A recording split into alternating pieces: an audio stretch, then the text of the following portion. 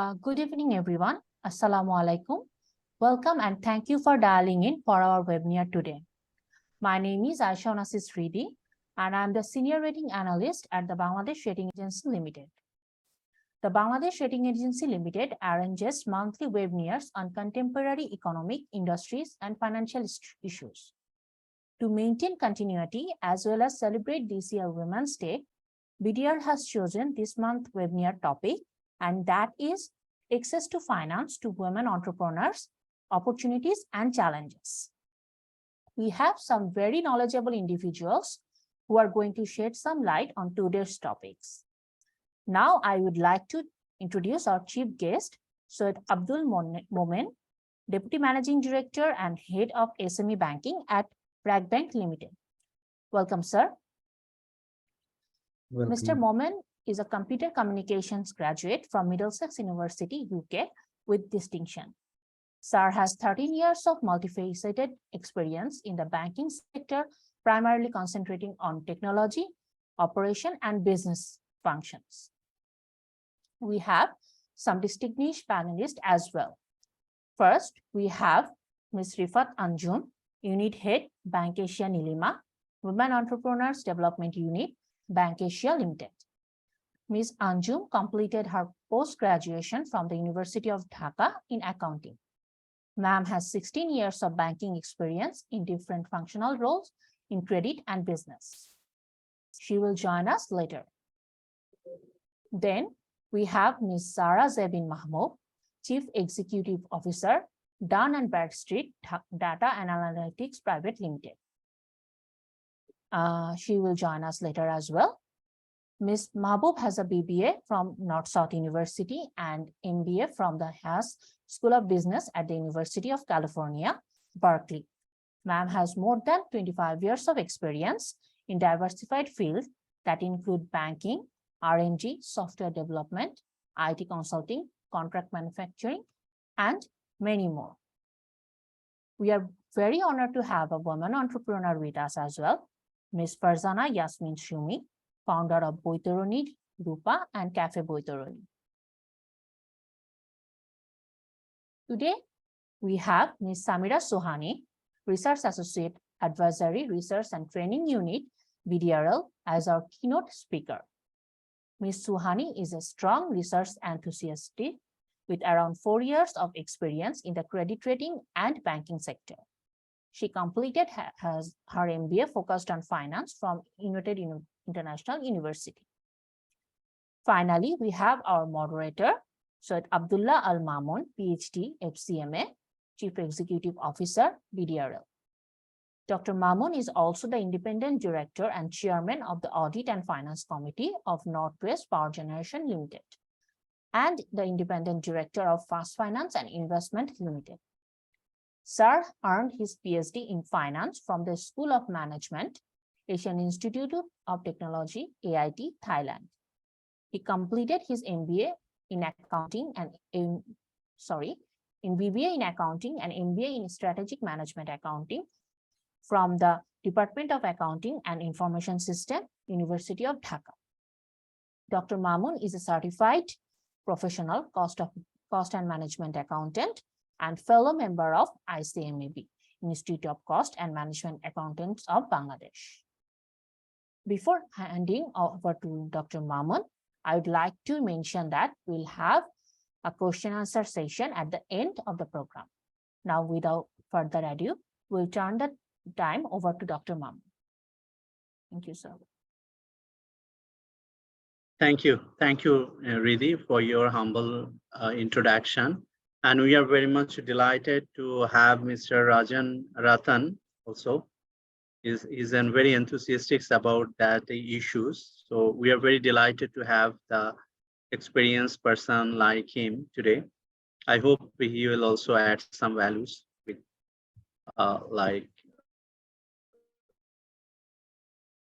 with his experience and interact with the panelists as well.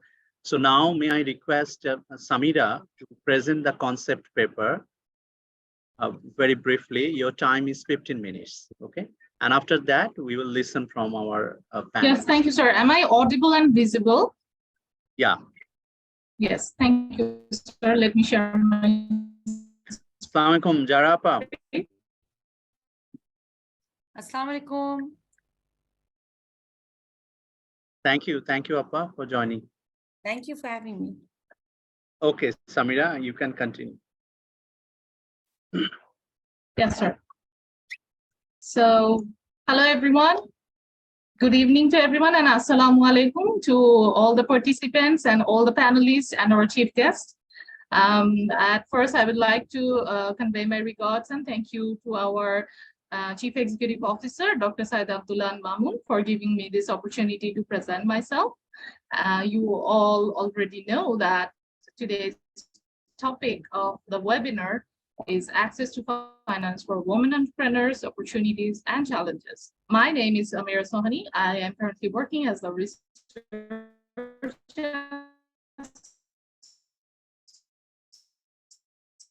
in that. Let's look at some facts. The average number of entrepreneurs in this world is 42% of female and 58% male. And when it comes to Bangladesh, the average number is 18% versus 82%, shows a huge gap. Now let's look at some finance facts. So in 2010 to 2013, the average loan women received was roughly 75%. And in 2014 to 18, it was about 49% of what men received. And the Bangladesh Bank's quarterly statement on SME credit disbursement report shows that 6.6% borrowers were female, where 3.3% MSME loan borrowers were female. And the average loan size for female MSME borrowers is approximately half that of male MSME borrowers. So before digging into the topic more, let's at first know the entrepreneurship ecosystem. What is that? So entrepreneurship ecosystem consists of 6 factors. One is policy, finance, culture, support, human capital, and markets. Policy depends on 2 factors. First one is government. Second one is leadership. Leadership includes social legitimacy, unequivocal support, open door for advocate, entrepreneurship strategy, urgency crisis challenges. And the government policy include institutional and financial support, regulatory framework, research institute, venture-friendly legislations. And finance factor includes financial capital, which includes microloans and angel investors, friends and family, debt, public capital, and so on. Culture includes success stories, the success stories that exist in the society. So the visible success stories, wealth generation for founders, tolerance of risk, mistakes, failure, ambition, drive of the entrepreneur, social status of the entrepreneur. Support depends on 3 factors: infrastructure, support profession, non-government institution. Infrastructure includes telecommunication, transportation, and logistics, zones, centers, clusters. The support profession includes legal, accounting, investor bankers, technical experts, and advisors. And lastly, non-government institution includes entrepreneurship promotion in non-profit, business plan contests, conferences, entrepreneur-friendly associations. When it comes to human capital factor, there are 2 inside it, 3 factors inside it: networks, labor, educational institution. So network includes entrepreneurs networks, diaspora network, multinational corporations. Labor includes skilled and unskilled labor available, serial entrepreneurs, later generation family. And educational institutions includes general degrees, special entrepreneurship training, and so on. And last but not the least, the market factor includes the reference customers, distributional channel, local business networks, and multinational corporations. So this is the whole scenario of entrepreneurship ecosystem. This is the whole ecosystem where an entrepreneur works. So I would like to introduce a case with you. So this is a real life case. Her name is Ishrat Khan. She is 32 years old entrepreneur. She is a co-founder of 2 restaurants at Dhanmondi, Woking Street and Cappuccino. Her dream was to bring authentic Thai food in Bangladesh. So she did her bachelor's in restaurant management and diploma in baking, pastry, and culinary arts. She has started this business with her own fund and loan from friends. The mostly faced challenges was from the society as a woman entrepreneur. She had not faced any challenges from finance. She had a background in culinary arts and restaurant management, but the society was the main issue. Now I would like to put her case on the ecosystem that I have just explained to you all. When we focus on the ecosystem, the finance factors like loan from friends and personal savings comes. When it comes to culture, the ambition and drive to make the business sustain, she already had that ambition. And yes, existing women restaurant owners in the society was also gave her the courage to start this business. And the infrastructural support, she has not faced any issues regarding telecommunication and transportation or logistical supports.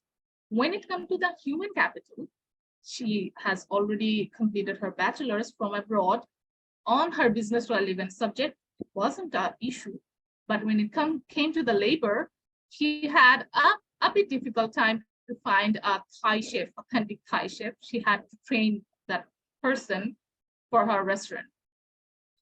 And mostly the markets, she has faced difficulties dealing with the vendors. They delayed her orders, and they didn't take her seriously because she was a woman entrepreneur. And customers were also somewhat reluctant to accept a woman running a restaurant.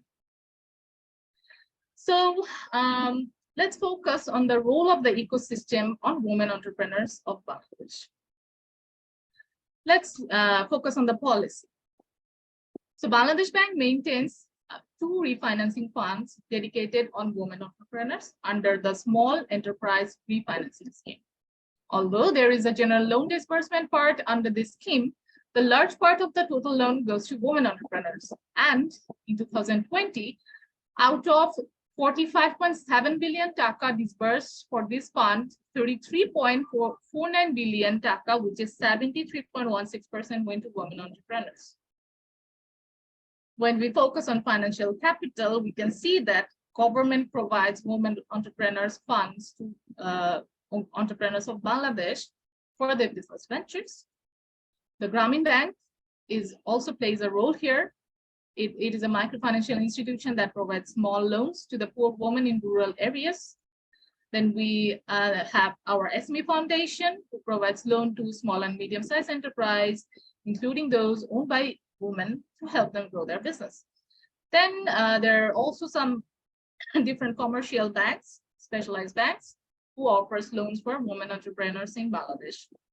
And lastly, there are also some government organizations like Polli Kormo Sohayok Foundation, PKS SF, which also works for employment generation for women.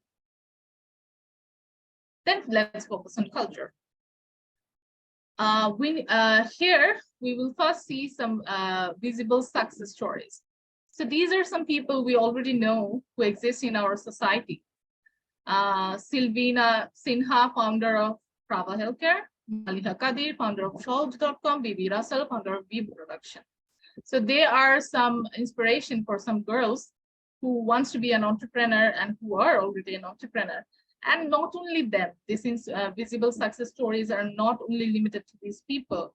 There are even women in rural areas working hard, breaking all the barriers and making their dreams successful by becoming a successful entrepreneurs.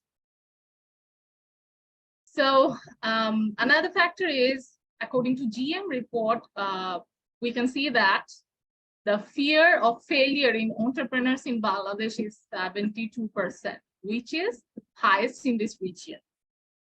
And according to GM report, also 7% of the products and services offered to the clients by early stage entrepreneurs are innovative.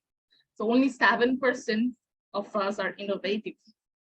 Then this low participation rate is due in part cultural norms that dictate that women should prioritize their family responsibilities over work.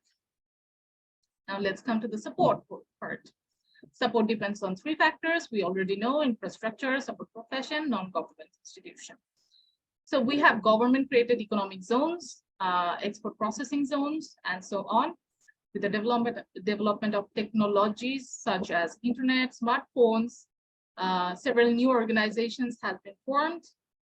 Bangladesh has that SKITI, Bangladesh SKITI has been offering all training programs to Bangladesh Small Cottage Industries Training Institute, or BSCITI, BSCITIs. So Bangladesh Rural Development Board also plays a supportive role here, supporting the entrepreneurs. Then we also have some programs like accelerator programs like Grameenphone, Startup Bangladesh. They arrange some accelerator programs, Banglalink IT incubator programs. There are so many programs available there for young entrepreneurs to come out to show their talents. Then there are some non-government institutions like CARE, BRAC, ASHA, ActionAid, World Vision. They also plays a supportive role here in the ecosystem. Now let's focus on human capital. Human capital depends on three things: network, education institution, labor.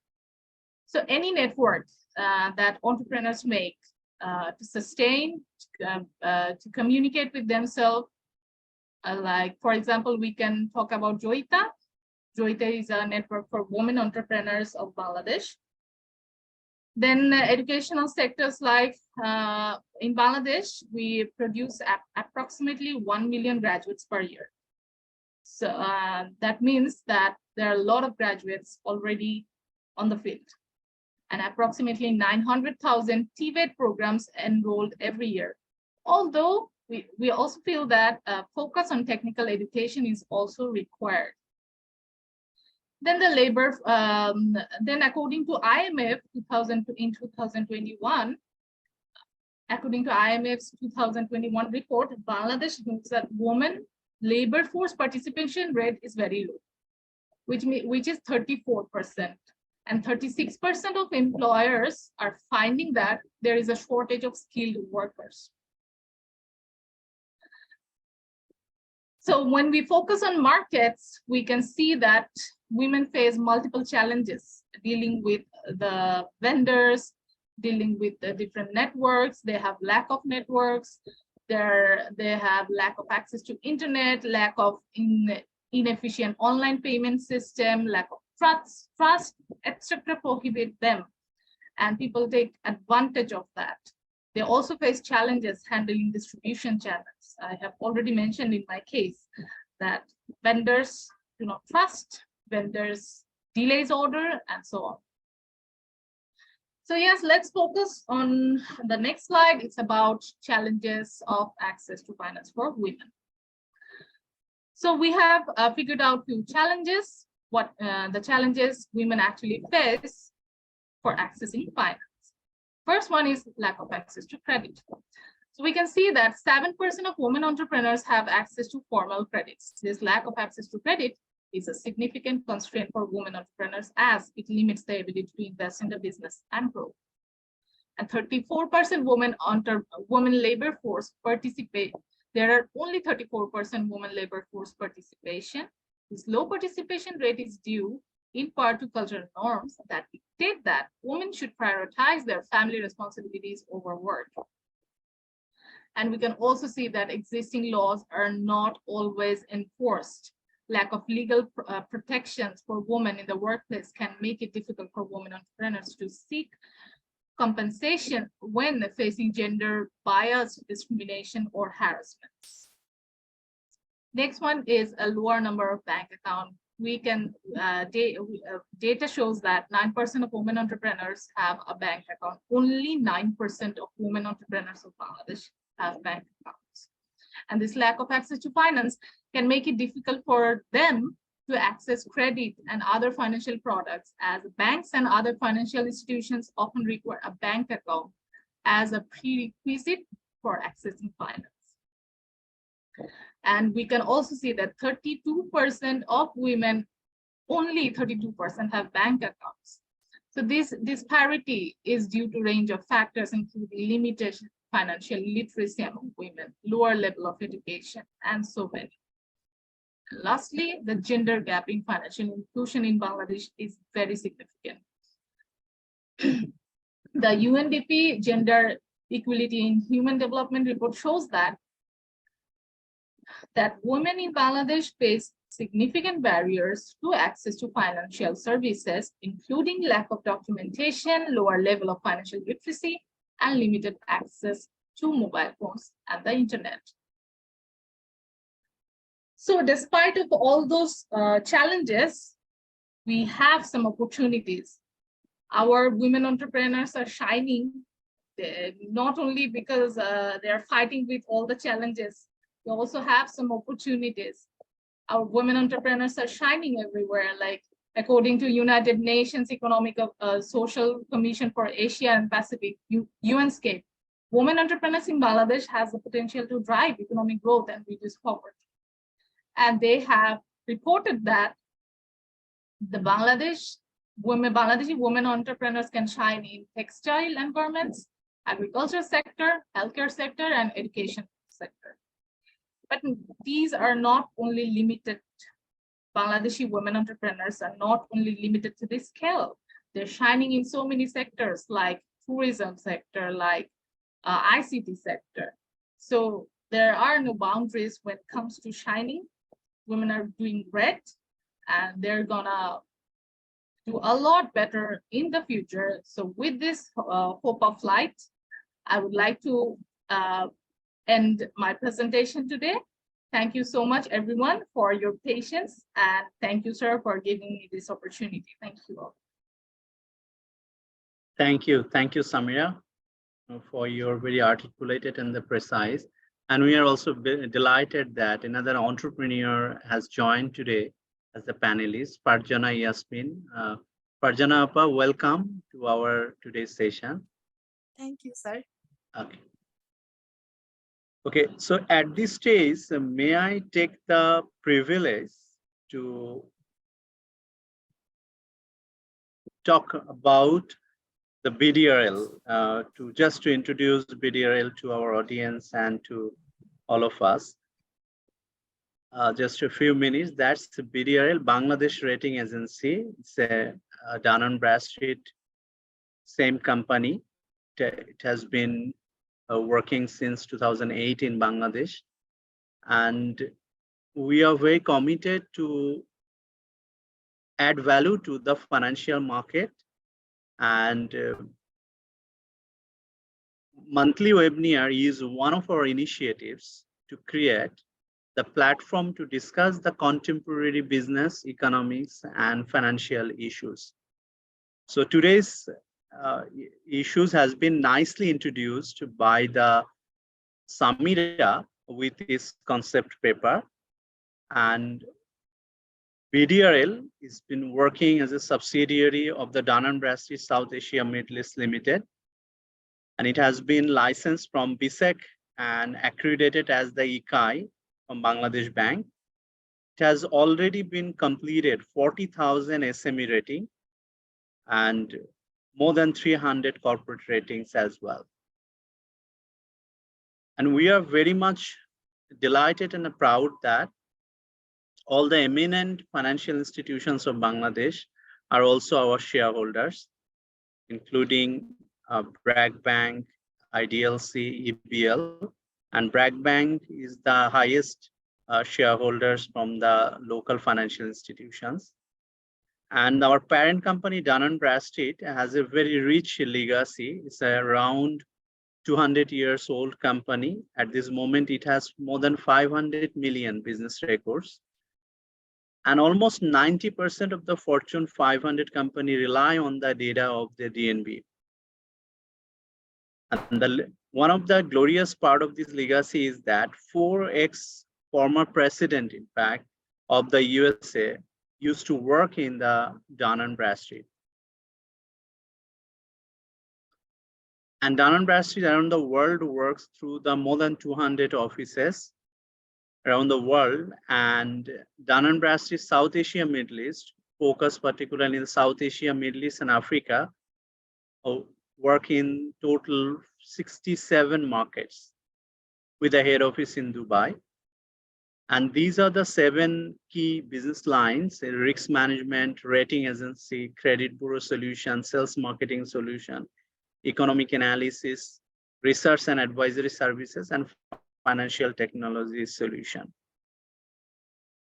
And BDRL exclusively focuses on credit rating, advisory services, has also some research publications, and also training.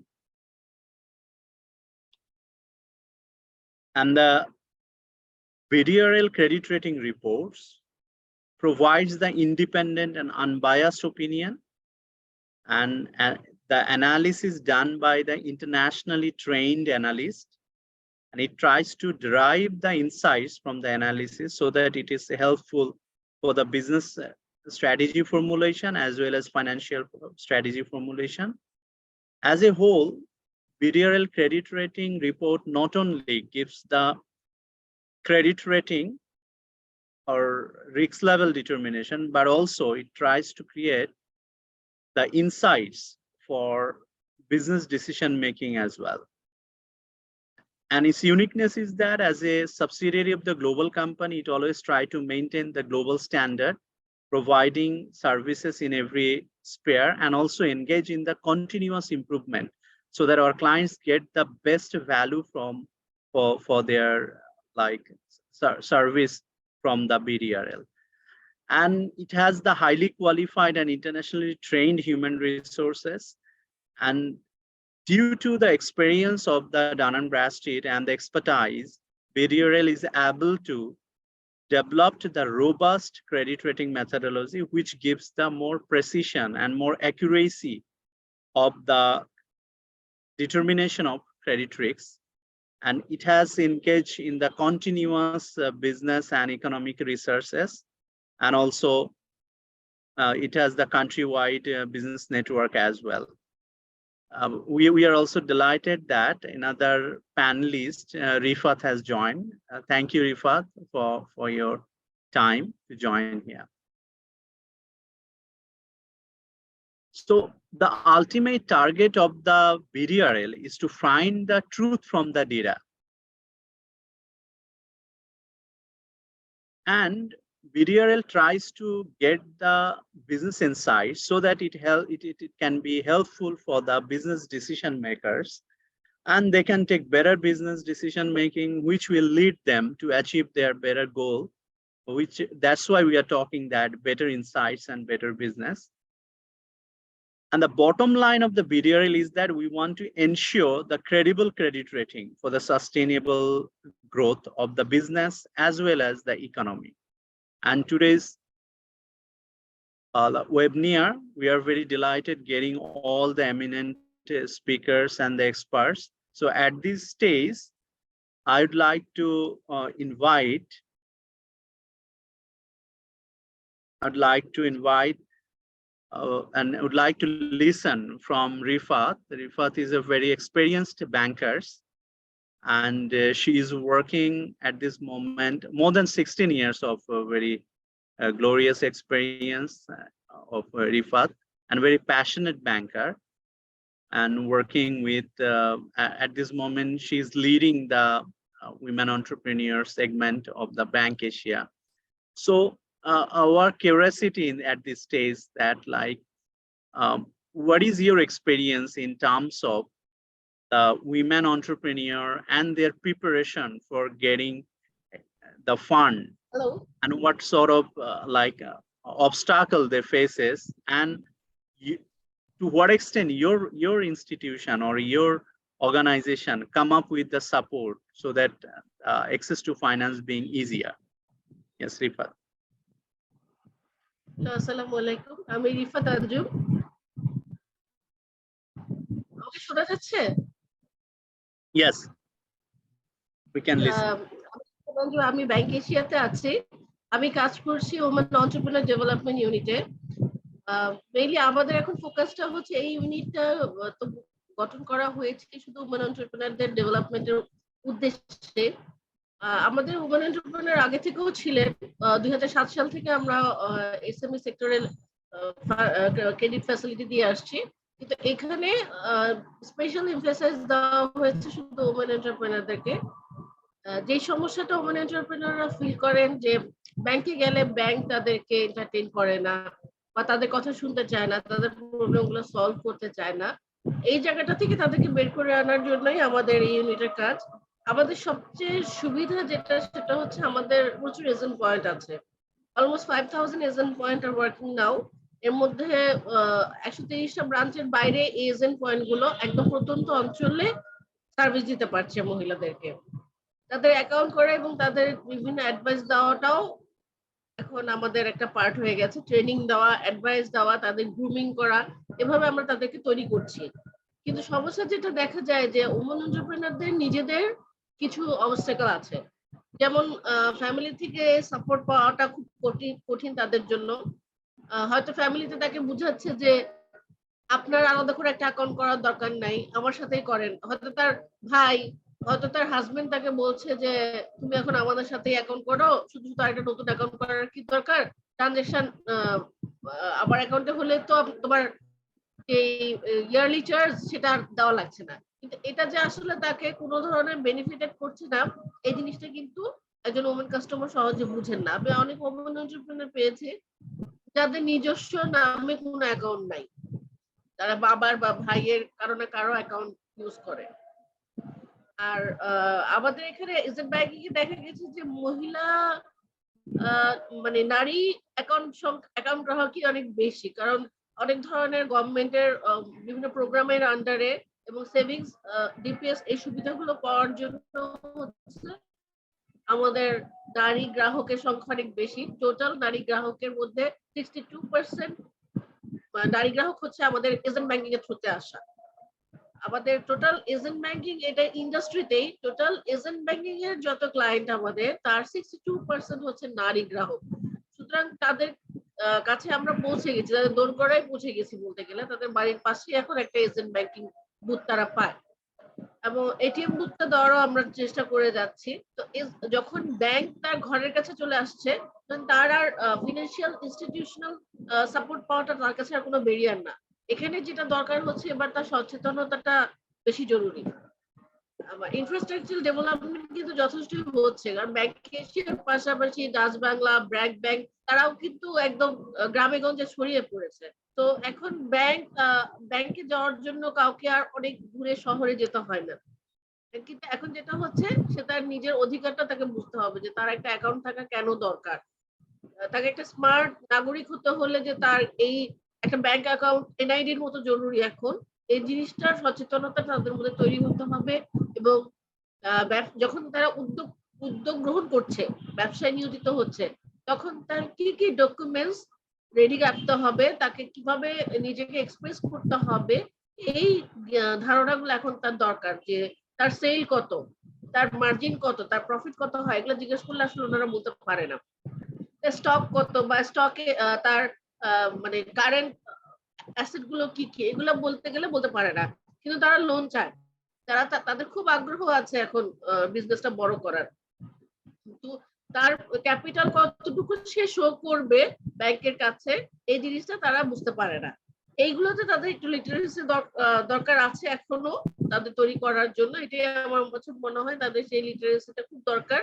এটা যদি government পর্যায়ে নেওয়া সম্ভব হয় তাহলে বোধহয় ব্যাপারটা অনেক ইজি হবে। মহিলারাও যেহেতু কাজ করতে ইন্টারেস্টেড, তারা এই সুবিধাগুলো পেলে আরো এগিয়ে আসতে পারবে। Okay, thank you, Rifat. Thank you for your like sum up of the all problems from your experience. So let's listen from another like side of the chair. Like we have one of the entrepreneurs here, that's Farjana Yasmin. So would you like to add something, like what is your experience like when you started your business? How do you meet your financial requirement, as well as do you have any experiences for getting loan from banks, and in that cases, what are the obstacles you faces or support you get? Thank you, Mansar. I feel privileged being here as a part of this discussion. Yes, I'm facing. Previously I was I was faced a obstacle in getting my loans. It was 2020 when COVID was started. I was badly needed bank loan. And I was in two or I was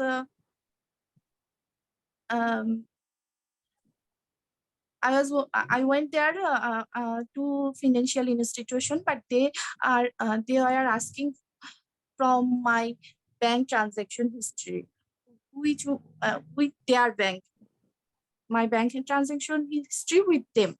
But at that time, my I don't have a bank transaction with that bank in my business name, and they are also asking for my trade license is 3 years. And that time when 2020, my product was stuck for COVID, and that time I thought if the procedure was not very the procedure was not very smooth, like bank transaction history and trade license 3 years. In the SME fund, 1 or 2 lakhs would be not in that barrier. Like we must submit the bank transaction and trade license for 3 years. That time that was very difficult for me to cope up this situation, arranging bank finance. And now I have banking partners. They are very good, and now I'm settled down. But in the previously, I was suffered, and that was very disappointing for me. Means helping the banks to get to know more about you, that who are you and what you are doing. Okay, Yeah. so here, Farjana, well, I'll come back to you. We have one of our panelists who has both the role she played. She was one of a very seasoned banking experience, as well as she worked as an different leadership role in the different enterprises. So that is our own Jara Appa. So Appa, if we see that two experiences, one from the bankers and another from entrepreneurs, so you have the experience in both the role. So how do you sum up or pointing out your focus that what should be the solution, possible solution by which the women entrepreneur can get the access to the fund, obstacling all the problems mentioned both in the space of the Rifat as well as Farjana. Thank you so much, Dr. Mamoon. Assalamu alaikum, Shubha Shondha, and a very good evening to all of you. It's wonderful to see each and every one of you here, and especially Syed Abdul Momen, who is my former colleague from BRAC Bank, a dear friend, and the chief guest of today's session. Thank you so much for having me here. I'm listening to each of you very intently. This is something that is very close to my heart, having been a banker, even though not associated very, very closely with general banking, but I was a part of that launched BRAC Bank under the stewardship of Salim Bhai, as well as Syed Abdul Momen, as well as the retail head at the time. So for me, I just wanted to share, including women in any sector is just sensible economics. 49.5% of the population in Bangladesh today are women. So leaving out women from any sector is an opportunity cost. It's a loss for all of us. Therefore, similarly, when it comes to financial inclusion, as we have seen in the micro level, this was proven that women are very successful and they're able to repay or return very diligently the small amounts of money that are borrowed. Then came the SME loans. And I know that BRAC Bank, for one, has been a pioneer in taking the Bangladesh Bank facility and enabling women entrepreneurs, especially with that loan facility. So now that we approach this topic, particularly on Women's Day, and it's very beautiful how Women's Day has two particular themes this year. One is embracing equity, and the other is about digital, #digital. What I find fascinating and particularly pertinent to today's discussion is that digital financial services is going to actually, I believe, ensure further inclusion of women in finance. So that is imperative. We need to take some affirmative actions there. Banks have developed wonderful apps for women to just start using the digital solutions for everyday financial bookkeeping, not just bookkeeping, for financial transactions. Use all the apps that we have on our mobile devices, number one. Number two, women have to begin to respect data regarding their own businesses. During COVID, we had a lot of online businesses come up, lots. They literally mushroomed over a few months. And these are wonderful, strong businesses set by strong women.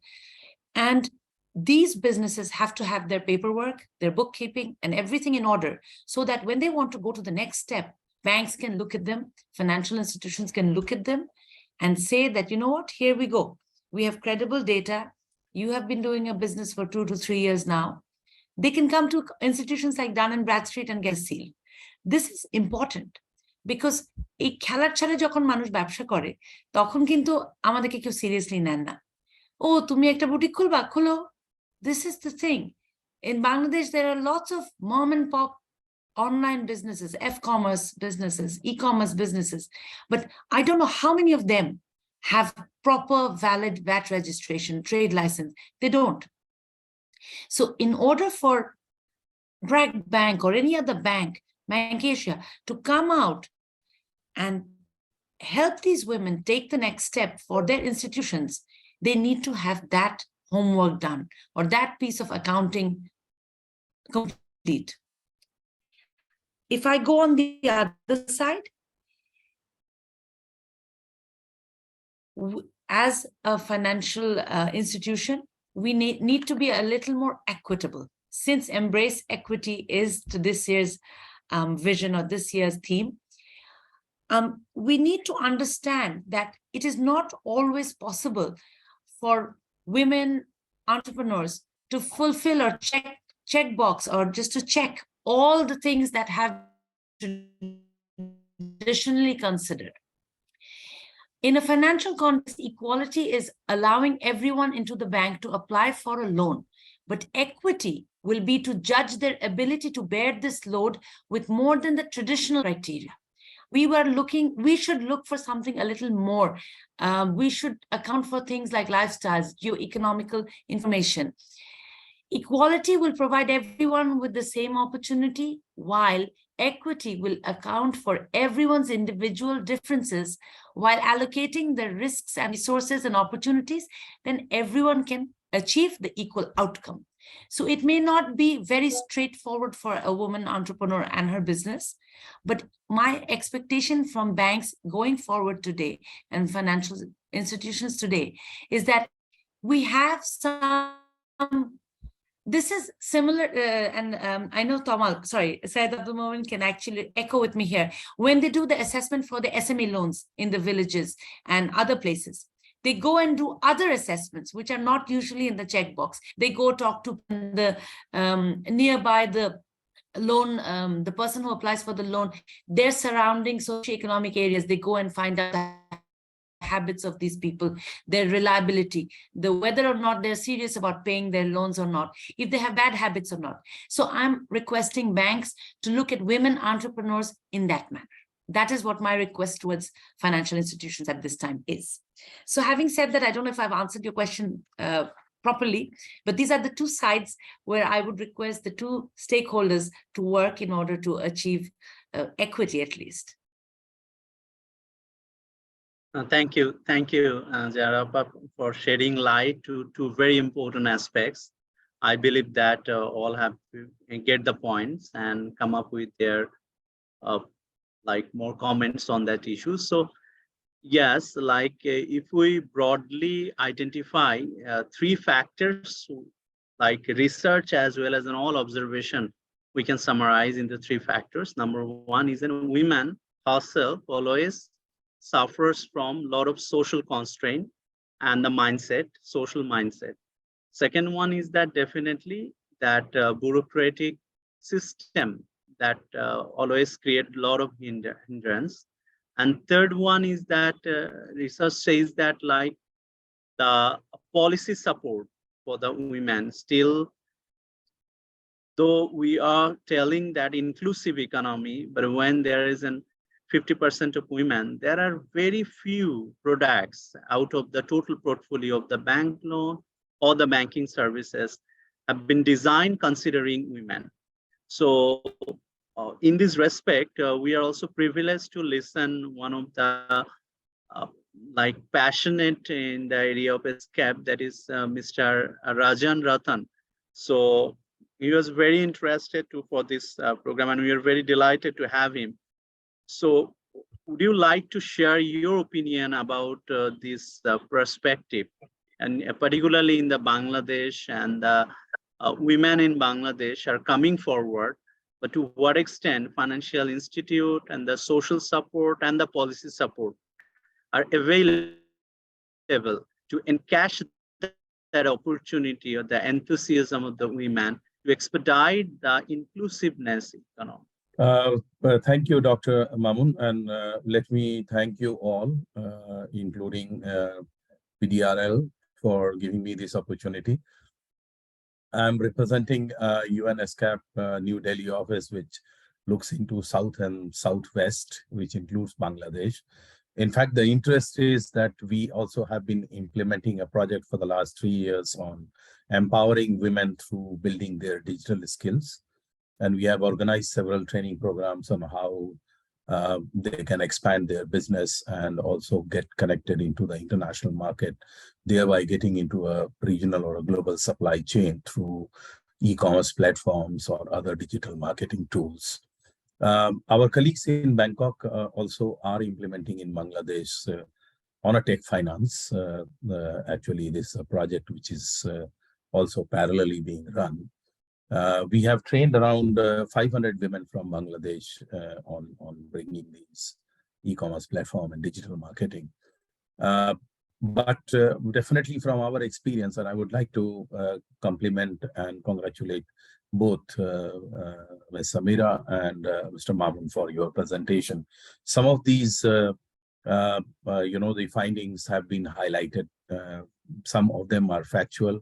Indeed, not only in Bangladesh, but entire South Asia, if you compare even with ASEAN, the total number of women entrepreneurs is very, very low. And also the labor force participation. We are much below the world average. We are much below the average of Asia. And many of the women who are working in South Asia are employed in unpaid care economy, where they have been working at household, all that, doing so many work for the family, including in agriculture, which adds to the economy of a country, but they do not get credited for this. Coming to the women entrepreneurship, when we did this training and we interacted with many of the women entrepreneurs, definitely financing for trade or upscaling their business is one of those important elements which came out.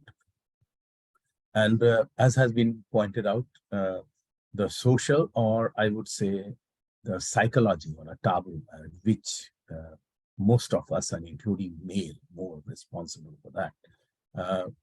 We see it differently. I mean, we cannot imagine a woman to be an independent entrepreneur.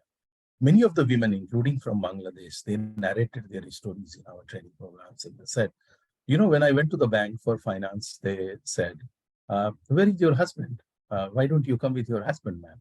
The problem is for the collaterals which a woman has to give and given in our society. Most of the property is either on the name of their husbands or their kids, but not on their names.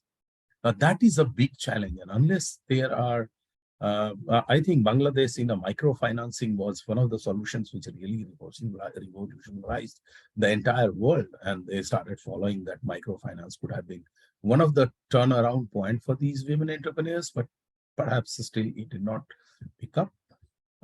What I would suggest, or what I feel, is 2 or 3 things which are very, very important for strengthening skills for the women entrepreneurs. One, there are many government schemes which are there supporting women entrepreneurs, but as you said, Dr. Mamoon, the bureaucracy, the mindset, the volume of documents and the process, and the number of times they have to make a visit to get these schemes and loans sanctioned is really, really problematic. Imagine a woman who has to do the all chorus of being at home, preparing a tiffin for the kids, for husband, and send them to school and their office in the morning, look at some of their business, look for entire house cleaning and everything, and then expect her to make 20 rounds to go to a financial institution or a government institution to get some kind of support is something which these policies, howsoever we may call, I mean, I'm not saying Bangladesh, I've been noting for entire South Asia, all these remain on paper. It does not translate. And that is where I think agencies like us, Self-Help or VDRL, these kind of agencies, it's very, very important if we can provide a single stop solution for them, helping them how they can fill the form, how they can use it without getting bothered into running from pillar to post. Secondly, also, it's not only about training the women entrepreneur, but also equipping those agencies and people who are sitting on these financial desks or the government schemes to sensitize them that they need to see it from a gender lens, which brings some positive discrimination to women in processing their applications on a fast track. Definitely, risk would be there. But I mean, if somebody who is a veteran, and I have interacted with many of them, you know, the defaulter of a women entrepreneur for not paying her loan is much less than her male counterpart. The first thing which a male will do is go for a party, buy the car or a scooty or something, but women will not do that. She will first think about upscaling her business. She will save more money, put that into the cycle. But this is what she is doing. But I mean, the people on the other side do not appreciate that. That is an added value which is not recorded anywhere. Perhaps policy makers or those people who are involved, some kind of sensitization for them also would be one of the important aspects which agencies like you could do. I mean, what we did was, when we did our training program on that platform, we brought some women self-help groups, we brought some of the financial institutions, we also brought some of the government official from MSME, Women Entrepreneur, Women and Child Development Ministry, etc. Made them sit, go into a panel, discuss and deliberate. But it only remains for kind of a sensitization. But how do we translate that into changing the mindset of the people in the government is equally important. I think networking was talked. That is also one of the very, very important aspect of bringing in, instilling the confidence in the women that they can do the business. I think those initiatives would be very, very important. I do not want to bore you with all those other findings of my project, which may not be relevant to this. But I think in that aspect, this is all I can share. Thank you very much. No, thank you. Thank you very much for sharing the highlights from your project. I believe that we would be very lucky to get an opportunity to organize a program only to listen from your findings. I think that will enlighten all of us. So this is the moment to listen from today's chief guest, and he has a very long and impactful career, which I go through very deeply, and the impact he creates as a banker across the global platform as well. So I believe that his experience is one of the assets for the banking industry and the financial market as well. So we are very honored, and this is our privilege to listen Syed Abdul Monem. So I would not like to give any clue. Like, we want to just getting a framework that how the women entrepreneur get the proper access to the finance, who are really the true entrepreneur. As Jarapa mentioned, that many of the women took it as a just casually, but there are a lot of serious entrepreneurs who are also deprived. So here the matching between the financial institutions, which is also a serious agenda, also the serious entrepreneur, the potential entrepreneur. So how these two can match and can create the synergy of economic inclusion and drive the economic growth. Please. Thank you, Mamun Bhai, for the very flattering introduction. So, so now the expectations have gone high. So anyway, so I have been listening to the presentation which Samira had made. Actually, this has clearly highlighted the ecosystem of Bangladesh woman entrepreneur landscape, as well as the challenges. And there are some figures which shows that the numbers are very, very low. So also what Zara mentioned about equity, which is very much required, actually, because see, the way I look at women entrepreneur financing is like all women entrepreneurs are not the same. Like, you cannot put like one size fit all approach. Like, for some women entrepreneurs at very rural area might need some extra hand holding.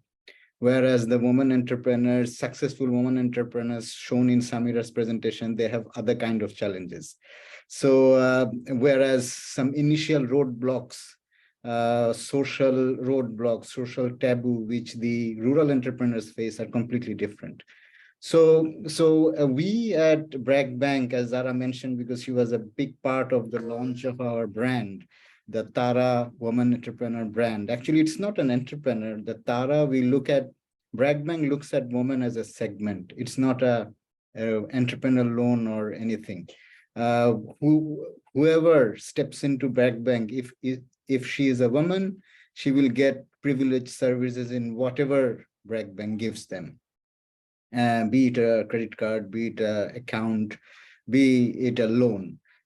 She will get preferences. So this is how we look at it, look at women entrepreneurs or any woman who gets in touch with BRAC Bank.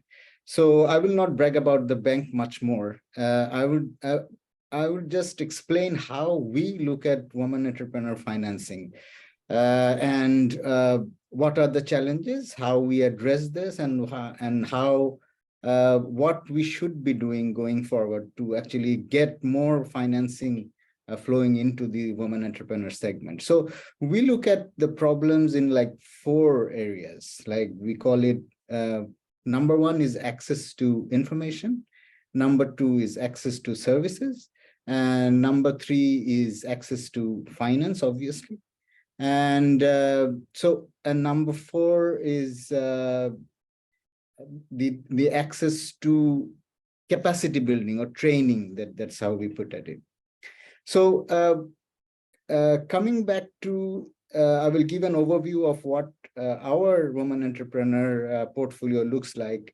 What Mr. Rajan rightly said, like we have the largest small business or collateral-free financing in Bangladesh, and the total loan portfolio NPA non-performing loan is now hovering around 3.5%. Whereas out of our total women entrepreneur financing is like now it will be around 12% of the total portfolio. And the NPA of women financing is just half, is just 1.5%. So which Rajan rightly pointed out, yes, there are women entrepreneurs are better payers or better loan repairs than men. And also when it comes to deposits, we have seen like, because we open a lot of deposits pension schemes, which is a savings scheme, and also retail deposit accounts or businessmen deposit account. So we see the stickiness of women entrepreneurs is almost 3 times higher than men. Like if it is, when women opens a DPS, she is likely to continue it for the entire tenure.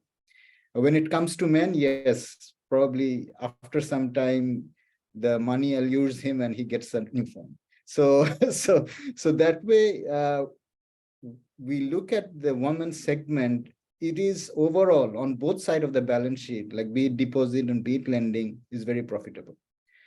In terms of in the 4 categories that I've mentioned, the most important one that I find like access to finance is it's a problem, but it's not the main problem. I would see like the major problem is the access to information, because our government is very focused on financing women, because the central bank has given a refinancing scheme for women entrepreneurs where women entrepreneurs gets loan at 4%, whereas normal loans are at 9%. So it's a huge benefit for women entrepreneurs. But we operate or we do business across the country, but very few women knows about it. So this is a big problem, that access to information is not there. So this is what we need to do more, like give the women entrepreneurs or make them aware of what are the services available for women entrepreneurs by the government. So this is one area we should work more. And also one woman entrepreneur mentioned her initial struggle while getting the loan. So we have to look at it differently, like the banks, the loans that are given by the banks are depositors' money. So the bankers will obviously be extra careful while giving any sort of loans because this is their depositors' money. So usually they will look at the business experience that the woman have got or the enterprise have got before putting in their money. So, but however, we at BRAC Bank, we like reduce the kind of experience that for male entrepreneur, yes, we look at 3 years, but for female, even 1 year will do. So those kind of extra benefits that are given to women from the BRAC Bank side. And also the woman needs to, like, the problem that we face, that the woman entrepreneurs, most of the time, they don't know how to present their business to the bankers for financing. We do a lot of capacity development program where they teach us how to maintain accounts and stuff like that. But those are not relevant. Rather, I would say it's more relevant to teach them how to present your business to your banker and get financing. So that is one area of capacity building we focus on very much. And also being a part of the BRAC family, we want to be more inclusive, because our women entrepreneur financing, like we as bankers, we focus more on the women entrepreneurs that are around us in Dhaka and Chittagong. But there are thousands and thousands of women entrepreneurs across the country who also need financing support. Like especially the indigenous people in Rangamati, Bandarban, and also Mymensingh. So there are a lot of women entrepreneurs creating a lot of nice things, handicrafts. So, but banks don't go there. So the only option they have is going to the MFI and getting a loan at 24%.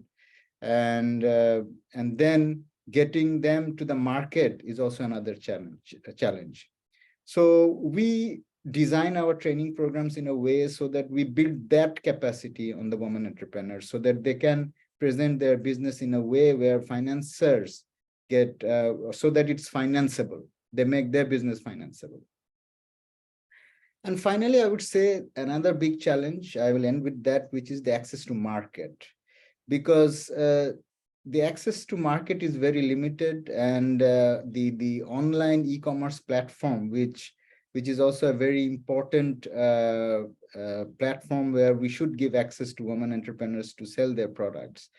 Because a lot of women entrepreneurs across Bangladesh do not have access to that platform. So we should work more on that and give the women entrepreneurs across Bangladesh and every nook and corner of the country so that they get an access to a platform where they can sell their product or market their products.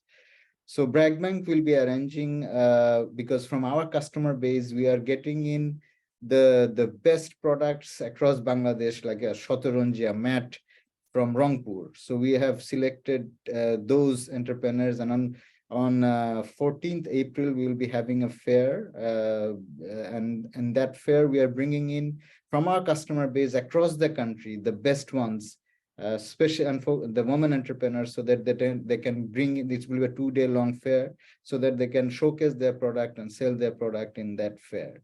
So this is kind of an access to market initiative that we are going to do. So I think a lot of banks, a colleague from Bank Asia also mentioned that some banks have gone to very deep, their penetrated across the country with agent banking network. And we as a BRAC Bank, we are opening sub branches. We have our unit offices. So efforts are there, but the thing is, this have to magnify many times.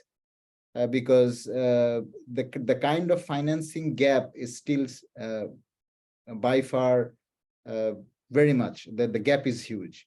So I think we should allure more and more financing institutions to come and finance the women entrepreneurs. And this kind of webinars should actually get some kind of, at the end of the webinar, there should be some points taken, which should be given or shared to the policymakers so that they can do some intervention and to ensure more access to finance for women entrepreneurs. So I will end there.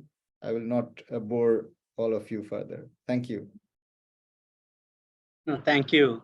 Thank you very much for covering most of the critical issues and some new points as well, particularly the access to information and awareness, which is also very critical. And in that case, yes, as Jarapa mentioned, that technology can be the instrumental to overcome or to facilitate or make it easier for the entrepreneur, all sort of entrepreneurs, particularly the marginal entrepreneurs, to have the access of information.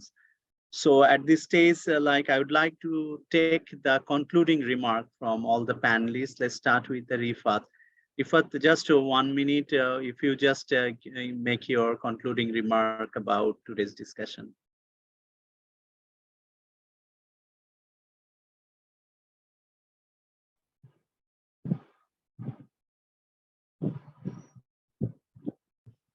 Thank you. I think that we need to work a lot to prepare them for betterment. More training and more communication with this entrepreneur can make them better entrepreneurship in their businesses. Mainly as they are interested in doing trade license.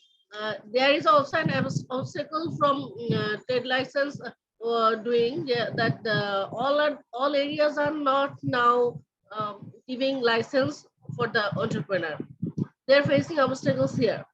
So a woman is shifted from his father house to in-laws house.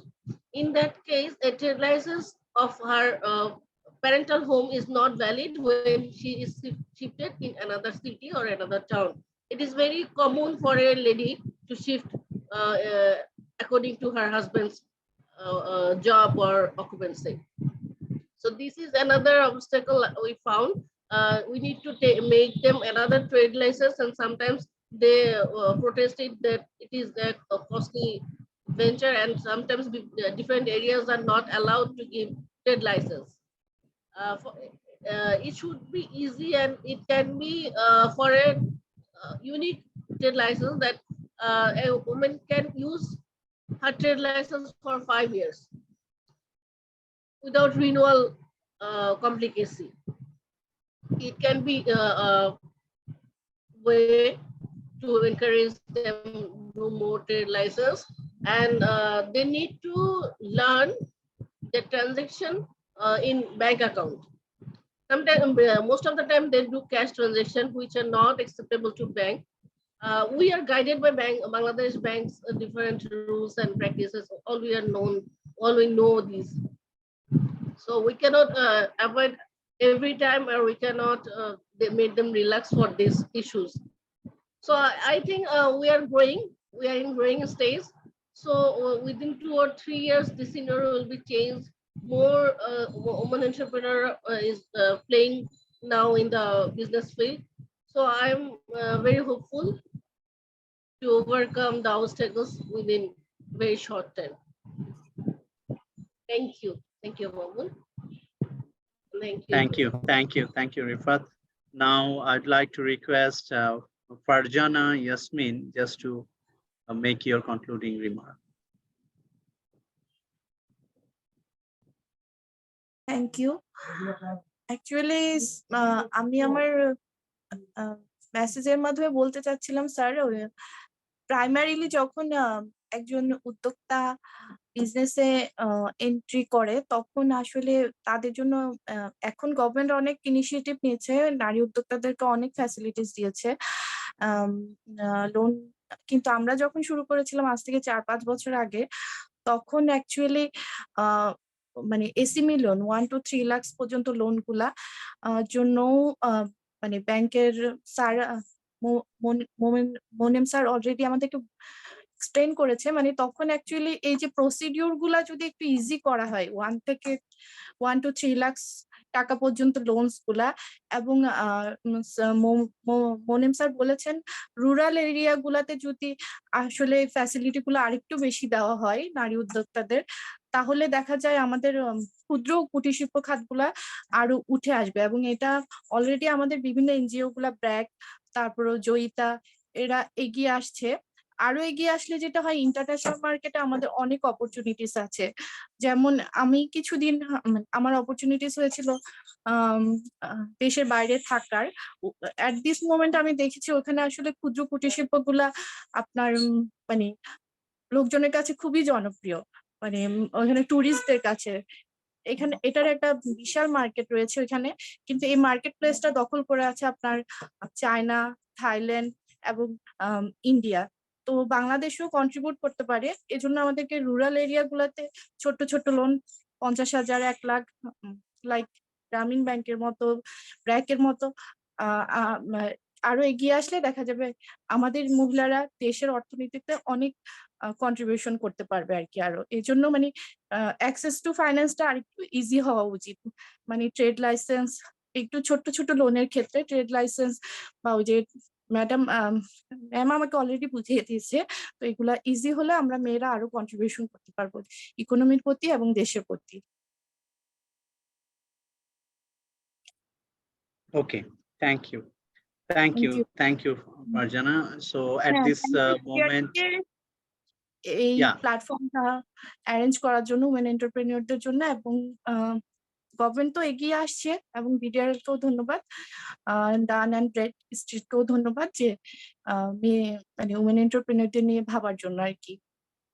এবং রিফাত আপা যেটা বলেছে, আসলে মানে মেয়েদের ক্ষেত্রে এনপিএটা অনেক কম, মানে মেয়েদের পেমেন্ট হিস্ট্রিটা ভালো, মানে মেয়েরা রেগুলারলি পেটা করে যায় আর কি। এটাই, ধন্যবাদ। Thank you, and best of luck for your venture as well. So at this moment, we'd like to listen from Jara Pa's final comment. Thank you, Mamun Bhai. It was actually a good learning session for me as well. I just want to reiterate that leaving women out means we are just leaving out a part of the economics. It's revenue, it's dollar values, it's taka values. We're leaving out a segment that contributes directly to the GDP of the country and the economy of the country. So when you showed that women are borrowing less from 2014 to 2018 in Samira's presentation, I just wanted to note that maybe the pizza size is bigger now, and men have overwhelmingly become larger borrowers. So we need to actually fix our books and what I've mentioned earlier, strengthen our businesses so that we can go in and negotiate for that loan as well. While of course the banks, as Syed Abdul Momen very correctly mentioned, that it's depositors' money that they will be giving out to as loans, right? So they have to be extremely responsible with that money, especially now as we see what's happening in banks all over the country and in fact all over the world. So we have to reassure the banks that we are serious, we mean business, and when we take those loans, we are going to repay them with interest, and we will make a lot of contribution, not just by giving back our loans, but by adding directly to the economy of our country. Thank you. Yes, thank you, Jarapa. We do agree that like if we ignore women means we are ignoring 75% of the economic opportunity, 50% for women and another 25% for the synergy they created in our family, society, and enterprises as well. So let's have another opportunity to listen from Mr. Rajan. So Mr. Rajan, would I like to request for your concluding remark, please? Well, it's difficult to conclude, but I think there are points of convergence of what all of us have been speaking to. The first point of convergence is I see all of those who are participating here, including in the panel and some who are not. We are totally convinced and committed towards a women empowerment, including helping them in getting the trade finance and work for better. Definitely, there is a lot, much which requires to be done, given the statistics which show that there is a very low labor force participation, women entrepreneurship in this part of the world, including Bangladesh. And we also have a lot of things to be done at our end. In fact, unfortunately, it's my missing point, I would say. I wish I would have known about BDRL then when we did a regional workshop in Dhaka last year, where we had some more than 100 women from South Asia. Of course, 80 were from Bangladesh, but we got 40 from Pakistan, Iran, India, Maldives, Nepal, etc. That would have been useful for them to have learned something from your work. I would be grateful if, Samira, this presentation which you have made is very valuable, if it can be sent to us, because there are many lessons which are common, not only for Bangladesh, but I see in South Asia. 80% of what you said is equally applying on South Asia. And I know the parent company of BDRL, you have South Asia and East Asia, so maybe we can work together. There are many such workshops we are organizing now online, and your experiences in how things can be transformed would be really, really useful. We are doing in March something with Africa now, because we have we started with 4 LDCs in South Asia in this project. Then we had 10 countries who are our members. Then we went to ASEAN, Pacific, now to Africa. And the virtual mode has really been transformative because you can reach out without much cost and ado. So it would be good to Africa also, I am sure they are facing the same challenges, and their government is keen. I mean, We are organizing on 29th of March for Lesotho. We did it for some of the African countries, and now we are trying to bring them at a regional platform where other Africans from mixed countries can come. And maybe it would be useful if you can consider spending some time, at least half an hour, not finding on the study, but also saying how you are helping the women entrepreneurs, because that could also be some of the good lesson or sharing of good experiences from South Asia, especially Bangladesh, to some countries in Africa, because we have more or less similar culture, similar work, rather more bureaucratic they are than us. So I see it's not only networking among the women entrepreneurs, bridging the gap between women entrepreneurs and various implementers in the government, civil society, self-help groups, or the financial institutions. But among ourselves also, we need to work together to make it more effective. If we start working individually, definitely yes, we will make some impact, but perhaps collectively. And we are going to again work for Bangladesh for a larger ecosystem for developing, where we will be looking into 3 different components of women empowerment. Trade finance is one. Again, helping them connect through the world through e-commerce and digital marketing, because COVID really transformed the manner in which the e-commerce business happened. And if you really want to become a part of a supply chain, there was an UNCTAD study which was done in 2021 on the basis of a survey. 80% of trade of e-commerce is happening between B2B. So it's a business to business. It's only 20% which is business to consumer. So if women want to become a part of a larger supply chain, they need to go digital. And what was being said about the lack of information, lack of knowledge, building their skills will be equally important. So different agencies are working on different issues and topics, and perhaps if we can join hand, we would also be in a position to provide one-stop solution covering trade finance, digital knowledge gap, helping them in the marketing and other things, because they are all interlinked together. Somebody wants to expand the business, but because of the trade finance, she's not able to. She maybe got the trade finance, but she doesn't have the order, so she doesn't know what she will do with that capital. So unless it revolves into that economy, it will not translate. So we need to look into whole of the approach, and I think this was a very, very interactive and good learning lesson even for us. Thank you very much. Thank you. Thank you very much. Thank you for joining and sharing your insightful points.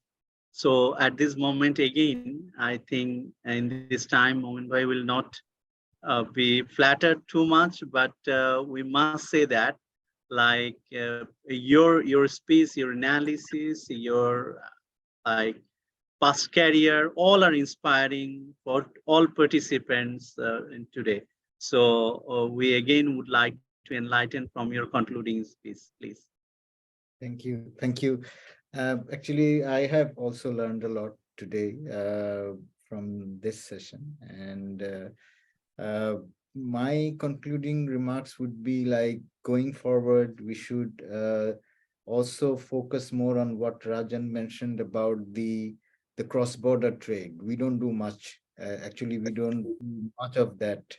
And also access to the network, where we should highlight more on the B2B transactions, because the women entrepreneurs in our country nowadays is mostly B2C.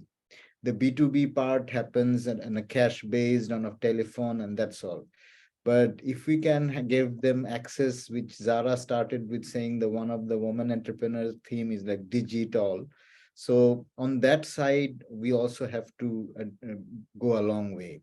And finally, I would like to mention one thing which reminds me of what Zara said about the size of the pizza. Actually, we don't know that.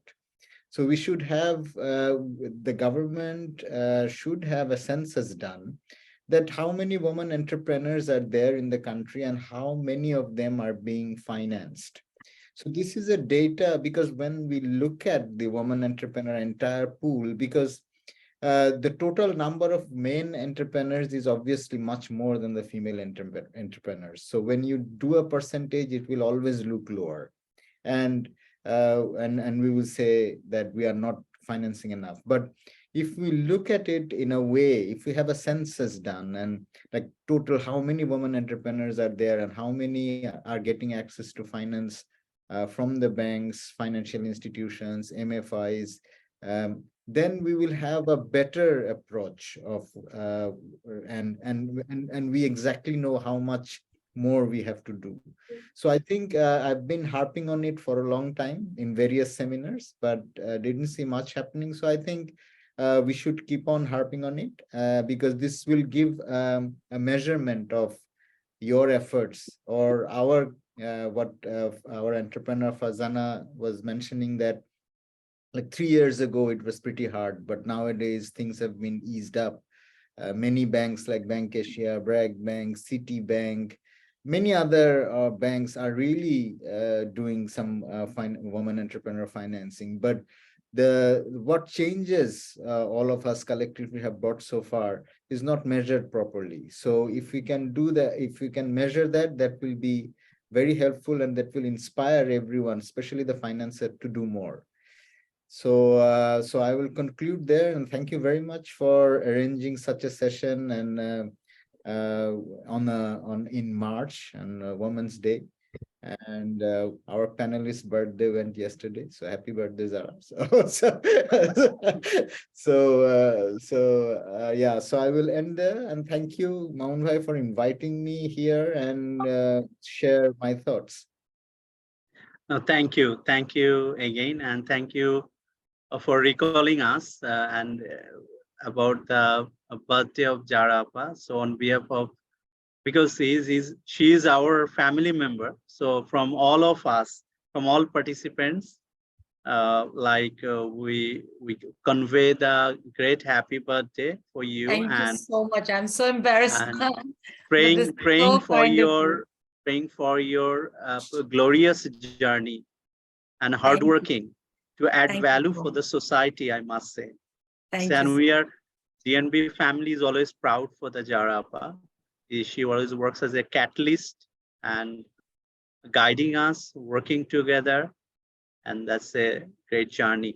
So last about the today's issues, okay, though the 8th March is one of our opportunities to talk about the women entrepreneur.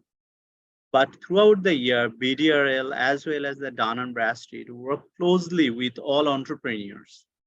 Our motto is to support them with the data, with the analysis, with the true fact from the data, and all kind of value-added supports, so that our entrepreneurs get a better understanding as an alternative assessment opportunity and can drive their businesses. Though women or the gender, in fact, is a macro issues, in fact, but one of the important line I want to just draw, or I want to portray the model that in line with the Zara Appa mentioned or Monem Bhai, as well as all panelists, says that if women are included in the mainstream economy, then the inclusive economy will be driven. And when the inclusive economy approach will be driven, then it will strengthen the foundation for sustainable economic growth. And one of the key issues for the emerging country like Bangladesh, that when in countries, one of the highest consistent growth dynamic is very strong for the economy. And for such economy, one of the challenges for the inequality of the resources. And like all the experts, I would like to also shed light that inclusion of the women in the mainstream economy through their entrepreneurial or other aspect may strengthen not only the inclusive economic approach, but also it can be an instrumental for the growth distribution or the balanced economic growth, which ultimately drive the sustainable growth. So with this like concluding points, I'd like to convey our heartfelt gratitude, all the panelists, because today is a working day. After working, all are engaged with the family. So you sacrifice your family time for a good cause, and our sincere gratitude to all of you, and apologize to your family members. So thank you very much for your support, and BDRL is very keen to continue its knowledge-based services and value-added services. So please like continue your support, your comments and your guidance, so that we can play our credible role in the financial industry of Bangladesh for its sustainable growth. Thank you very much, and good night to everyone. Thank you, everybody, and good night. Salam You alaikum. and good night. Thank you. Thank you, Rifat. Thank you, Moin Bhai. Jarapa, thank you.